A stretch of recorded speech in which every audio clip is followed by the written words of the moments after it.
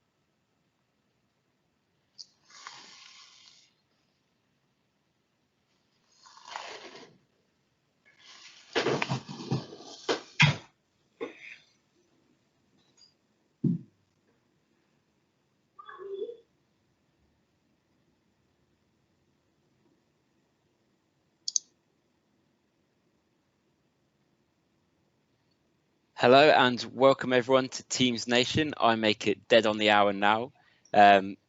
So welcome along to this great event and this great session where Paul will be talking about enhance your teaching superpowers with breakout rooms.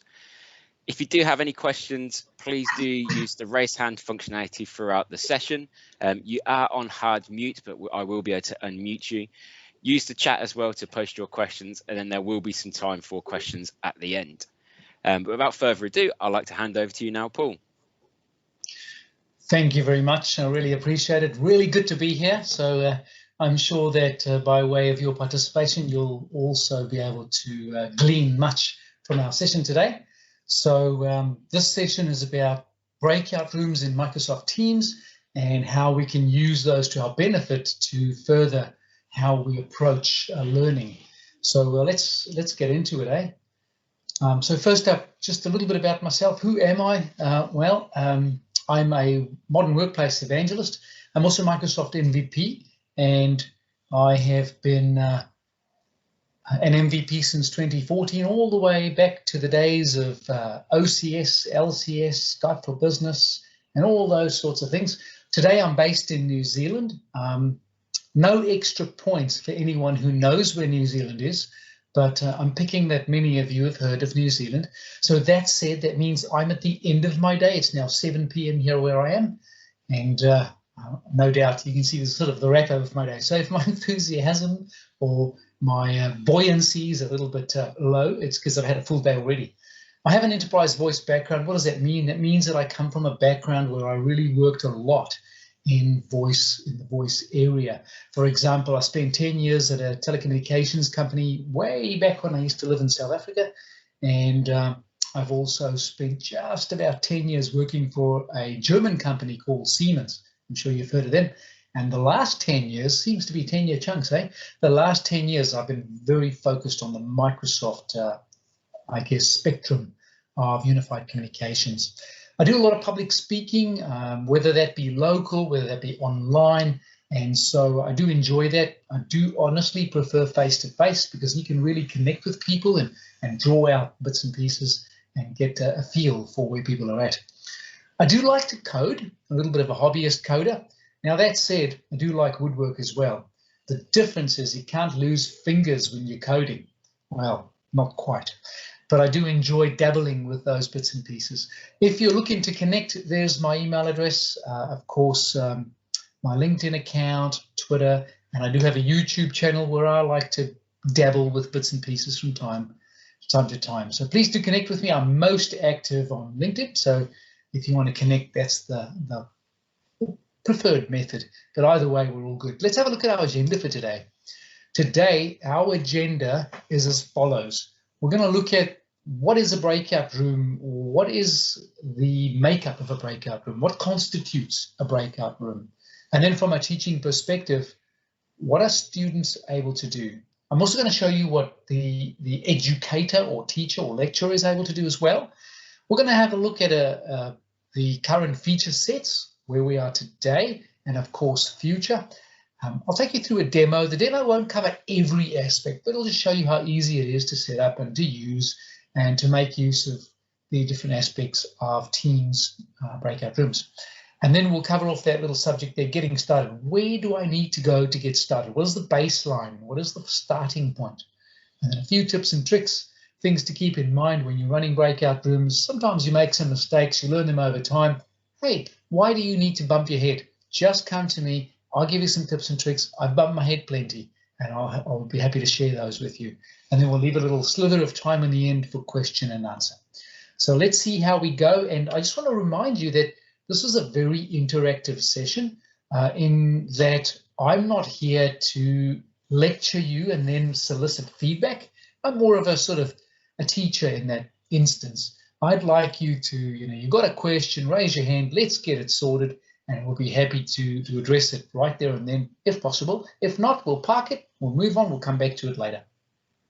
Right, first of our overview sections there, DNA of a breakout room. So what are breakout rooms? So let's be honest, when we started with the whole concept of breakout rooms, they were not born and bred in the Microsoft space. The Microsoft ecosystem really only cottoned on to breakout rooms by looking at what others were doing, right? And it's no secret at all that Zoom has been doing this for some time. Of course, in true Microsoft spirit, they would like to equal or better that offer. And so in a Microsoft Teams perspective, what breakout rooms essentially are smaller meeting room spaces. I guess you could say, imagine a room and then you break away to smaller rooms for discussions. There are smaller engagement areas where ones can get together. Think of a classroom where you may have created an environment where perhaps your learners are going to go into discussion groups to tackle a problem together, or to discuss a project together, or to formulate an approach together. This is, in a digital way, what breakout rooms are. So they're really good for doing things like assignments, brainstorming, discussion groups, workshops, and so on. You would have noticed a little entry at the bottom there, timeout. It's a funny story. A friend of mine who is a teacher, he said to me just recently that I use a breakout room when somebody's misbehaving. I'll pop the misbehaving individual into the timeout room, and then I'll check on them from time to time to make sure that they're carrying on with the delegated task that I've given them. So kind of a digital isolation, I suppose. How effective that is, time will tell. So that's our DNA of a breakout room. Let's move on. So what can you actually do in a breakout room? Well, from a teacher/educator perspective, you can take students and you can push them into breakout rooms, and then you can pull them back into the main meeting. So think of a classroom. You've got these little digital spaces, and you can go and select a student and pull them out, have a chat to them, perhaps realign expectations. You can push them back into their little group. And so that's really what we're doing. And we don't necessarily need any action by the student to do so. They're simply just being drawn in and pushed back out again, just as you need. Now, from a student perspective, students or attendees, as you see them in the Microsoft naming space, well, they can be assigned to breakout rooms. So you can pre-assign. I can go, hey, I'm going to take little Johnny over here, and I'm going to assign him to that group over there, and Mary's going to go to this breakout room over here. And then you can give them a choice. You can either go, when I start out the breakout rooms as the educator, I want you to be moved into that breakout room. You can give them the choice where they have to click to join. And there are some other options there, and we will discuss them. We'll also show you those in the demo. Of course, it's also a setting where they can decide themselves to rejoin the main meeting. So about that main meeting breakout room, what does this mean? What is this terminology all about? The essential fact about breakout rooms in a team's perspective is you start out with a regular Teams meeting, be that a scheduled meeting, be that something that is an ad hoc meet now meeting. It doesn't really matter. It's the first starting point. And from that point, that is your host meeting or your teacher meeting or your starting classroom, whichever way you want to see it. And from there, you can spin off smaller breakout rooms that can then spin away and come back in. And that's kind of the essence there. I'm not sure if you're not 100% familiar. Do flag it if that's the problem and you'd like to get a deeper explanation. But because a breakout room is essentially just another Teams meeting, the same security policies apply. So if I set Teams policies, meeting policies up on a high level, those are just inherited by the breakout rooms. But that also means something else. It also means that all the normal features and functions that you have in a Teams breakout room, inherently, you will have in a breakout room. That is really a special statement. So think about that. We'll look at that in a moment to pull that out. It's essentially a full meeting. So if you have things like raise your hand, within spotlighting, within the breakout room, you can highlight, raise your hand, you can spotlight, you can record, you can add content, you can screen share. All of those things can be done within a breakout room because a breakout room is essentially a breakaway meeting, and that then gets pulled back and is managed by the primary, I'll call it the parent or the organizer meeting for now. So what features do we have today? Well, looking today, you can spin off up to 50 rooms, and that is per parent or per host room.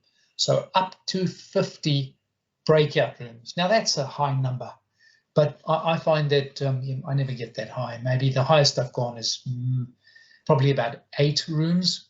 And the reason is that I tend to put more sort of 4 to 6 students in a room. I find that when you put more than 4 or 6 in a room, depending on the project, obviously, but what I find is that when you go sort of outside of that number of 6, what happens is you'll have 2 or 3 perhaps more vocal ones who will dominate the digital space of the breakout rooms. And then there'll be others who will be inclined to step back, and they prefer to sort of stay in the shadows and be led by others.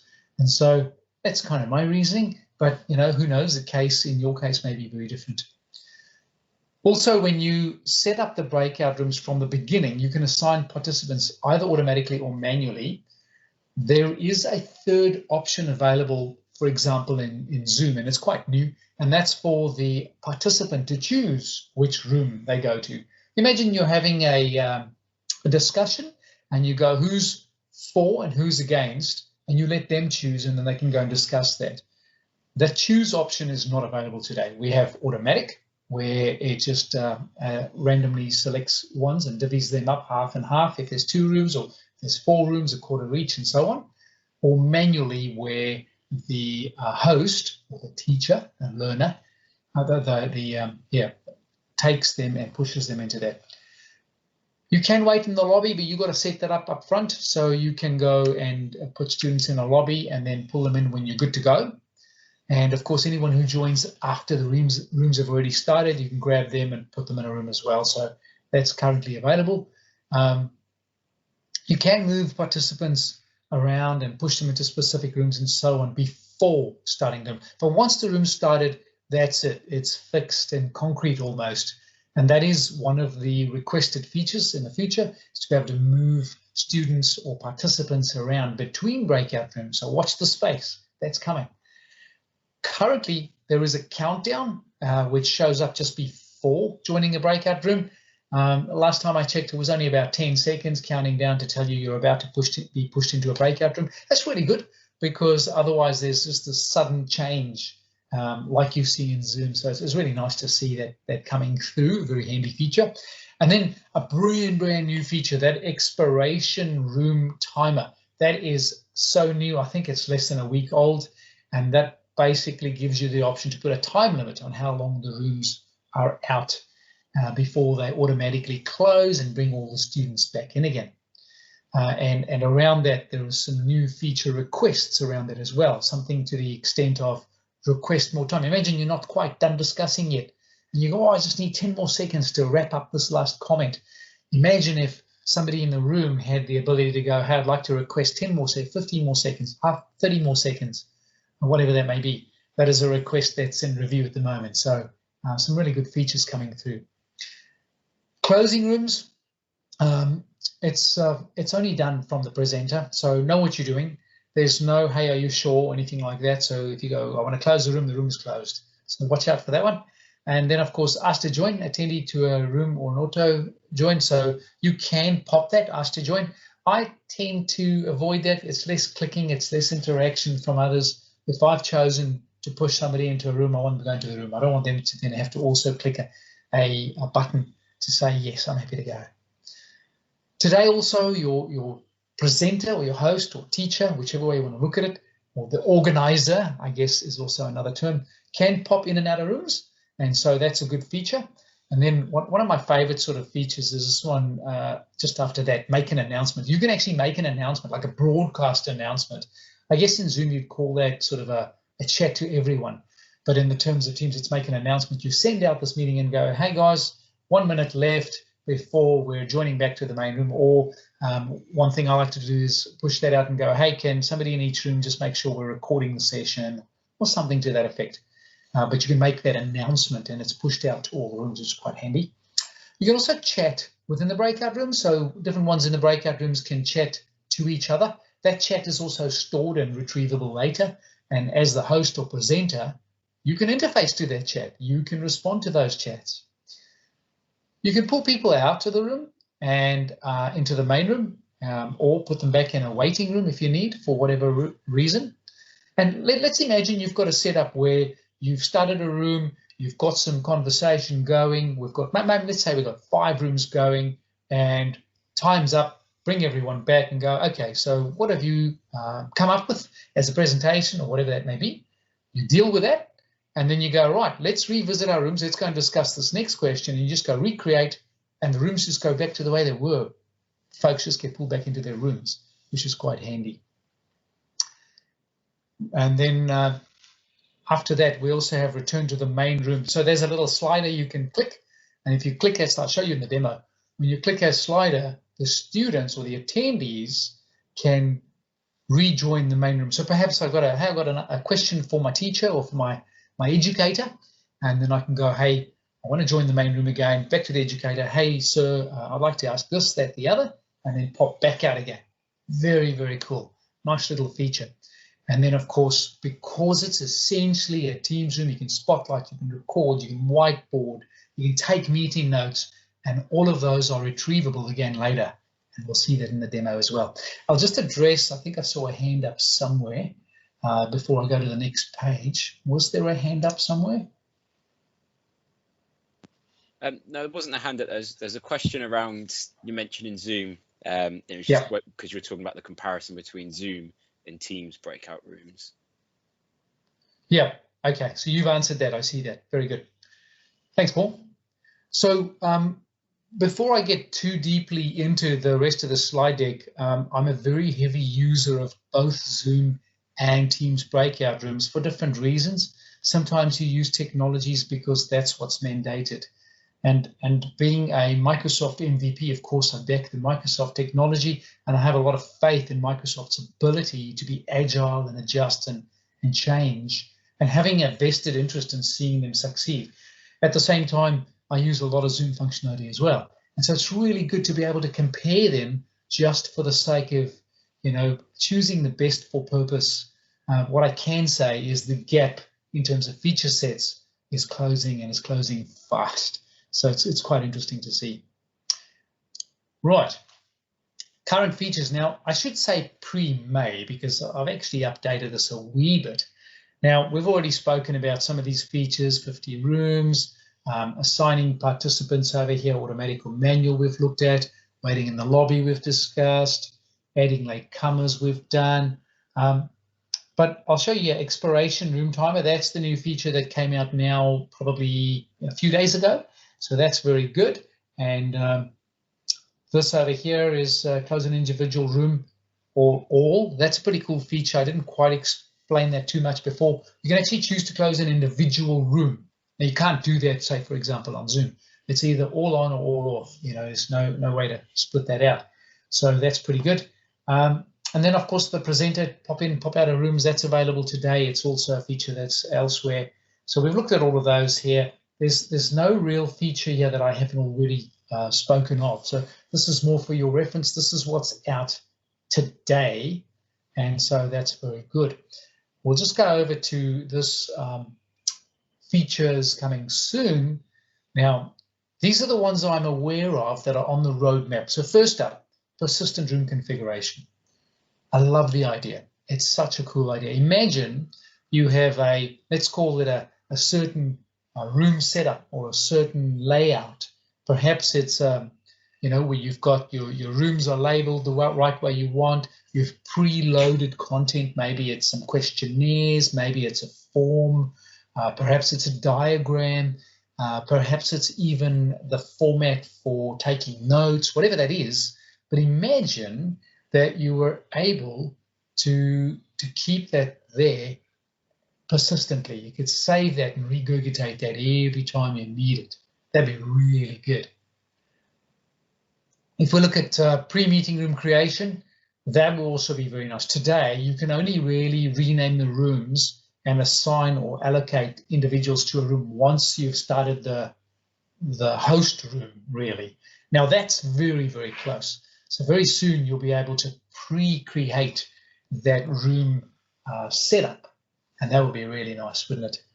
Moving people between rooms, that's not a feature we have today, where you can pluck somebody out of a room, move them to another room, and so on. That's on the cards as well. Today, and this is one of my biggest bugbears, I think, is the only person who can host the breakout rooms and assign and manage the room is the organizer or presenter or host, the person who started out the room and who's hosting the room. In the very near future, June is what we're looking at. That's when we'll be able to have additional hosts and presenters. Now, that said, it is a feature that is available in Zoom. You have the idea of hosts and co-hosts, but up until about, let me see, about 6 or 8 weeks ago, only the host could manage breakout rooms. So it is fairly new, but obviously a big demand on both platforms. So that's pretty good. And then, of course, new user interface is on its way. Microsoft's been chipping away at that for a while. They brought the breakout rooms really quickly in terms of, you know, the normal life cycle of developing some new products and some new capabilities. And the current state is that they've kind of realized that many people are not quite 100% happy with the UI and feel that it could be improved. And that is in the making. Watch this space, June 2021. Now, I had the privilege of joining a Ask Microsoft Anything session a wee while ago. And some of it's not stuff that I can really discuss too much, but I'll tell you some of the stuff I've asked for. My wish list for breakout rooms is automatic record. I want to have a little checkbox that says when I create the rooms up from the beginning, that I can check a box that says, hey, you know what? I would like this recorded, this breakout room recorded. So it's not something I miss out. Isn't that the biggest pain when you intend to record a meeting and or a session like this and you get started and 20 minutes in you go, oh, darn, I was planning to record that and it's lost, right? The other thing is request more time. This is one that I've actually requested this from the developers of Zoom as well. Request more time. So my time period for my breakout room, let's say it's 3 minutes, and it's counting down and it's saying, hey, you got 20 seconds and this room's going to close, it's going to implode, and you'll be pushed back into the main room. I want to be able to go, hey, I just need 10 more seconds, or can I have another minute, and just get the moderator or the organizer to be able to go sure or no, sorry, or just have that ability. It's a bit more functional there. And then, of course, the third area that I've had a little bit of trouble with is where do the recordings go? Where are they stored? So today they follow whatever that particular meeting setup is as far as recordings go. But I want to be able to manage that. I want to be able to go, hey, this is a breakout room for this purpose, and therefore I want to push the recording here because I know this is a OneDrive space, and that group has access to this space because this is their space, whatever that may be. I just want to be able to control that instead of being forced to use a predetermined location. Make sense? Yeah. Right, let's move on. So I just got a few comments over there. I'll just quickly have a look at. So the first question I've got there, can all the apps features available in the general channel also be available in the breakout rooms? Well, that's a good question. The answer to that is that the breakout room follows the same rule sets as the ad hoc meetings. So if you want to change that behavior, you would have to create a custom policy for that ad hoc meeting, and then you can define exactly the behavior you want. I will say this, that the room granularity, or how granular or verbose those settings are, is limited, but there is enough for us to do things like turn off recording, that sort of stuff. The next comment I have there, it is observed that when students are sent into breakout rooms, a few stay back, there's an error, and then I have to try sending them individuals to a room. Why is that? I cannot say I've seen that. That's odd. I would say this, perhaps hit me up after this. I'll pull up the slide of how to contact me again, and we can go through some basics and make sure it's not some. It does sound perhaps like a bug or so on. I want to say this. This is Microsoft's first attempt at breakout rooms, and I would be totally blown away if there was absolutely zero issues. But that said, that sounds like a pretty painful issue. So okay, some confirmation for breakout rooms over there. Okay, good. Moving people across rooms. They're open in here now. Yes, okay, that's good. And then, of course, as an organizer, can we disable the recording feature? Absolutely, you can. Now, again, that's set up in the policies beforehand. When you schedule the room as well, you'll be able to set some of that. Like, for instance, it depends on, how they're joining, are they all attendees, that sort of stuff. But you can set up a policy to manage that, so absolutely. But there'll be more granular settings over time, that's for sure. Microsoft will expand those. Right, I'm going to get into the demo at this point, and whilst I don't cover every aspect of the breakout room, it's designed to, in a short a space as possible, to cover the basics. So let me pull that up and get that started for you. For this demo of breakout rooms, I actually have a tenant set up, my test tenant, and I've got a team over here, the enterprise. I'll just show you the members in here. I've got a few members, and you may recognize some of them. Of course, myself over there, being James today, and there is the remaining members of my crew for this demo. And I'm going to put my meetings here in meetings, in the meetings channel, and I'm going to use the Meet Now for today. Let me just pop in an appropriate title for our Meet Now meeting today. Now, you need a team meeting for the basis of our breakout room, because that's how it all starts. Greetings. But of course, you could do that whether it's a Meet Now or whether it's a scheduled meeting. I just want to jump into the meeting over here, add some participants, all good to go. Right, I've got a few members over there. Let's add a few more members to our meeting for our Meet Now. And you can see over there, Bones hasn't joined just yet. Old Bones, always running late, hey? That's okay. We'll bring him in a bit later. No problem at all. Let's hit our Breakout Rooms button on the top over there. You can set up Breakout Rooms automatically or manually at this time. And you can have up to 50 different Breakout Rooms set up. I'm just going to go with 3 today, split them across the team manually, and I'll create those rooms right now. Now, what that's actually doing is spinning off 3 different rooms, which is they're essentially meetup rooms, and I can rename them. In fact, it's a really good idea to rename them. But just having a look at the settings, there are 2 options here. Automatically put participants in the room. Otherwise, they have to click a button to join, which is a bit silly. And then, of course, they can return to the main meeting. That means that they have a button that says they can hop out, and then, of course, they can rejoin again, which I quite like. You can also set a time limit for the breakout rooms, and they expire, and then the attendees of the breakout rooms are pushed back into the main room. Renaming the rooms, that's me over there, and just getting a feel for which cameras where. Let's quickly give a name over here. Engineering for this room. We'll set up a second room, which I will call senior staff. And of course, my third room, which I'm planning on calling bridge crew. Oh, take out the 3. Oh, darn, should have taken out the room. Never mind. All good. So here are my rooms right now. Now, of course, I've got a few settings over here. I can remove a room and I can rename. And of course, down here, I have the assigned participants. So this is where I move students. In your case, perhaps they're students, whatever the case may be, to specific rooms. You choose them, you pop them into the room, and off they go. And you can see now the little 2 next to engineering indicates 2 participants there, senior staff 0. So let's do some more allocation. Let's grab Spark and Scotty, and we'll chuck them in. Yeah, no, they're senior staff. We'll pop them in there, and our remaining users will go into our poorly named room, bridge staff. There we go.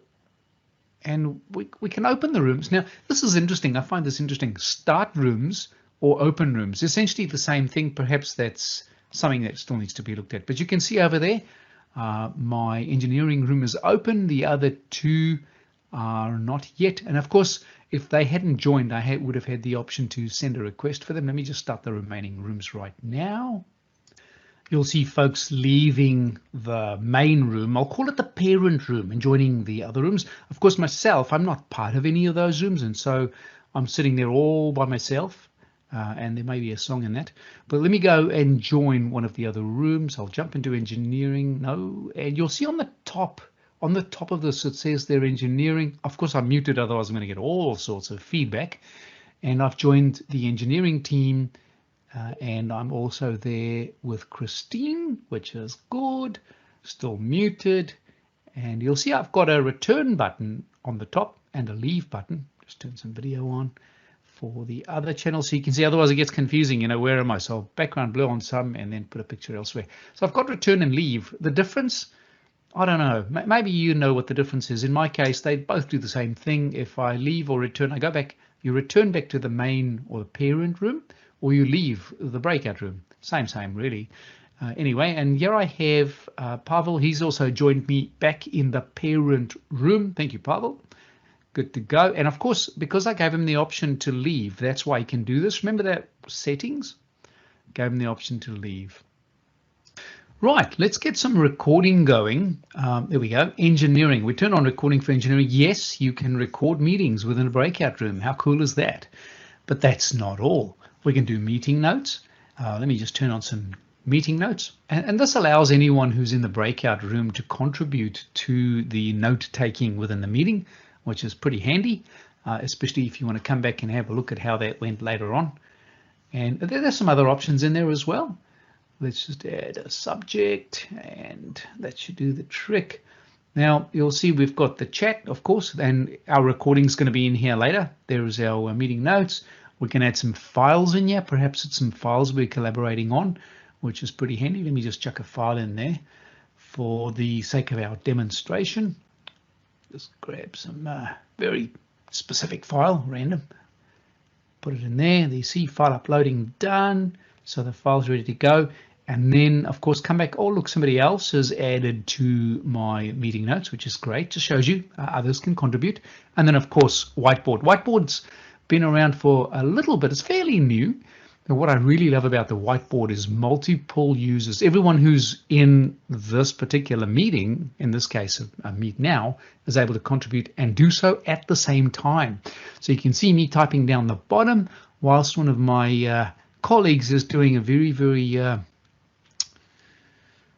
high-end noughts and crosses. So let me just strategize my moves. Okay, so join back to the main meeting or the parent meeting, and you'll see over there I've got Bones who's just joined finally, and that's him bouncing around there on his iPad. Mobile device works pretty good. There he is, and he's not assigned to any rooms. I might just push him into a room real quick. Right, which room? Let's have a look. It should be in senior staff, but I'm going to chuck him in engineering, I think. Yeah, let's put him in engineering, and off he goes. Right, and Bones is gone. Now I'm back in the main meeting all by myself. And as you can see, I've got some of the rooms, all the rooms are open. I'm just going to close one room just to show you that you can close an individual room, and that'll close that room. So I'm back into the main room myself, and those who were in the room that I've closed will rejoin me in the parent room or main room, and I can end the meeting, but don't do that. Do not end the meeting. Why? Well, I've still got all these other rooms that are open, and remember, they're Meet Now rooms. If I leave them hanging, they'll just be forever running. Well, not forever, but they'll be running in the back end. I'll lose control of them. The students won't know what's going on. It'll just be a mess. So remember to close them. So I'm just going to close them now. I could have closed them all in one go, but I was doing this in a phased manner. And I'm just getting all my attendees joining me back in the parent meeting or the main meeting. Right, now I can close the meeting at this point or end the meeting because all my breakout rooms are essentially closed. And I just want to show you in the back end over there, there's all my chat data for my room. So you'll see there's a whiteboard and bits and pieces in the back end. So let's just end the meeting. Always end, don't just leave end, otherwise you leave it hanging. And you'll see there's my engineering, and look at that, there's my noughts and crosses from before, and there are my other room details from before. There's my recordings for engineering. There's my notes, there's my document I uploaded. Actually, everything we did in that breakout room is recorded for me right in this space over here.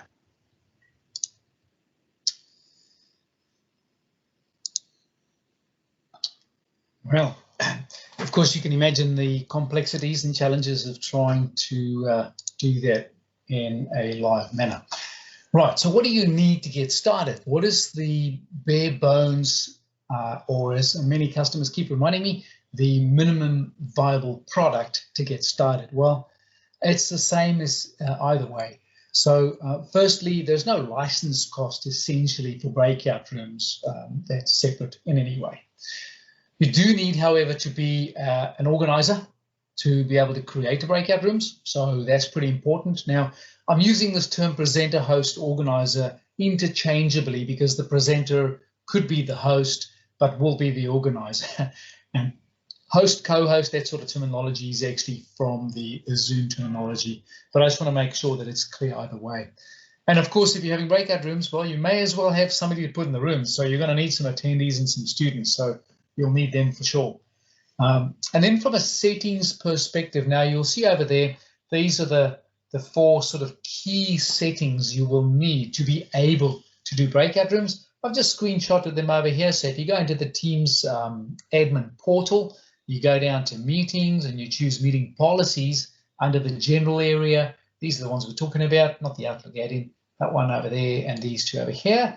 And then of course this allow meet now in private meetings, because it's, like I said, it's really a meet now, isn't it? That's what it is. The other thing to watch out for is you need this new meeting experience, that pop-out experience, because that allows the meeting to pop out from the main sort of Teams window. So you've got this dual pop-in, pop-out experience. So you need to turn that on. I think that's on these days by default. And always, always, always make sure you're running the latest team updates.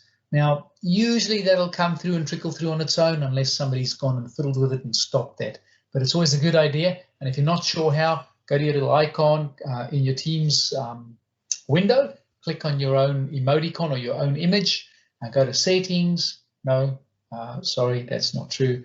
Click on emoticon. One of the options there will be check for updates. Just go in there, check for updates, and you're good to go. Right. Now, other than that, we have no more. So breakout rooms, there's a lot of things I didn't demonstrate in the demo, such as broadcasting a message and so on. And I mean, we could spend another hour just showing all the different possibilities. What I've noticed from a education perspective is, from a teaching perspective, some scenarios you can schedule a meeting for students. But of course, if you're running different years and different classes for different years, scheduling doesn't make sense, and you just kind of go with Meet Now instead. And so, you've got to marry that up to how you work. But I'm going to open that up to you now. Now, we have covered off some of the questions already. If you have any other further questions, comments, I'm all ears. I'd be happy to take them. Amazing presentation, Paul. If anyone does want to come off mute, please raise your hand and I can take you off of mute and you can ask Paul a question. Or, like he said, use the chat option to ask your questions in there.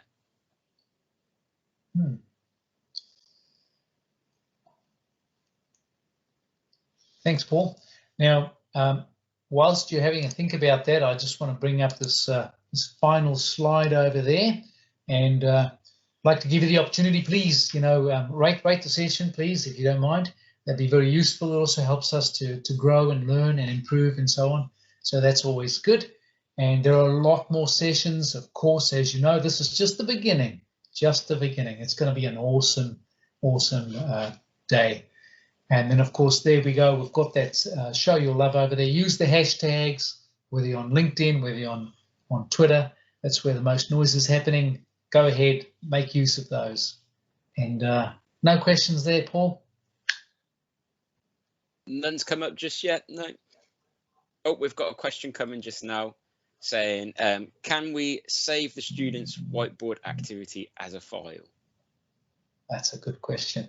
So, yeah, so with a whiteboard, that the whole whiteboard space is almost like a service all on its own now. Microsoft's gone and I had a session earlier today about Surface Hub and how that works.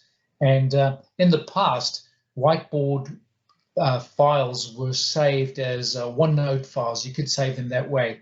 But as far as I know, currently that is not the case. Now, I'm happy to be corrected over here, but I'd be honest, I'd have to double check that because I have not been asked that question before. That's a good question. Yeah, without breaking my presentation, I can't check just now, but I will have a look. I'm going to make note of that one. We've got another question coming as well saying, is it possible to have more teachers as organisers to create breakout rooms? Yeah, that's a very good question as well. So today, current state, you can only have one organizer or teacher per breakout, let's call it the master room or the parent room today. But that particular request is in the pipeline and the ETA for that is next month, June. Then we'll see that. How many that's going to be and how that works, all the details have been kept under wraps. but I would imagine you're just going to have additional co-presenters, and I would imagine that there's not probably going to be any limit on there because there shouldn't be any licensing. It's just a bit of coding that has to happen and some testing. So as far as I believe, it's already being tested in the back end. Release date, June. Brilliant. And then we've got another question saying, if admins set up the meetings, how will the teacher get control of the breakout room? Yeah, that's another good question. You would have to delegate that. Again, as far as I know, currently that's not the case. So it's something that's been highlighted in the past. And again, so these sorts of things that I'm seeing in the questions you're asking, these are the sorts of things in the back of my head I'm going, I know, Zoom does that. And so I hear you. And that's why I make a lot of noise in this space. But you're dead right. Delegating that space is not something you can do today, but that is coming. And there we go. Is that Artie? Is that the correct pronunciation? There's a picture file. Thank you, Artie. Really appreciate that. So I know with the breakout rooms, a big problem that we've faced is exactly what was raised there in that question. Is some schools and education institutions have centrally managed meetings that are pushed out by an admin. So you're exactly that right there, Paul, where if you do want to do that, then you don't get that control of the breakout rooms. Is to come, according to Microsoft, as you say, hopefully very, very soon. Yeah. I'd back that up with not a bad start for version 1.0, wouldn't you agree? Definitely. Yeah, pretty good. We've got a couple of more questions in there. Is it possible to create more rooms within rooms? No. That would make a pyramid of rooms. I wonder what we'd call that. But no, there isn't. And I haven't actually seen that request. I'd love to hear more about your use case. So that would be interesting because, I mean, if it stacks up, I guarantee you Microsoft will consider looking at it. The other question is, can we screen share? Yeah, as the thumbs up goes, absolutely. You've got screen share and all the other normal features you have in a room. So that's what I essentially love about the way they've done it. You know, they've just gone, hey, you know what, we'll spin off another room and we'll just put the control in this side. Yeah. Okay, and I see a question there for you probably, Paul. I'm not seeing any more questions.